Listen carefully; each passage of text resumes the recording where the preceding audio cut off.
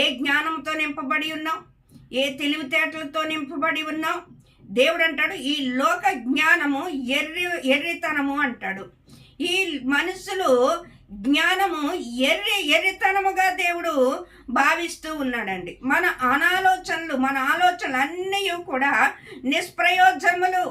దేవుడు ఆలోచనకర్త అయి ఉన్నాడు కాబట్టి ఆ ఆలోచనకర్త అయిన జ్ఞానమును మనం తీసుకున్నప్పుడు మనం ఎలా బ్రతకాలో, మనం ఎలా జీవించాలో, మనం ఎలా నడవాలో ఆ జ్ఞానముతో దేవుడు నడిపిస్తూ ఉంటాడండి. సొలొమోను చూడండి, రాజుగా మరి నియమించబడటానికి అభిషేకం చేయబడినప్పుడు దేవుడు నీకేం కావాలో కోరుకో అన్నప్పుడు సొలొమోను ఈ లోకపరమైనది ఏది కోరుకోలేదండి. ఈ లోకపరమైన ఆస్తులు అంతస్తులు ఏమీ కోరుకోలేదు. కానీ అయ్యా మరి ఇశ్రాయేలు ప్రజలందరినీ ఏలాలి అని అంటే నీ జ్ఞానము కావాలయ్యా, నీ జ్ఞానము కావాలి.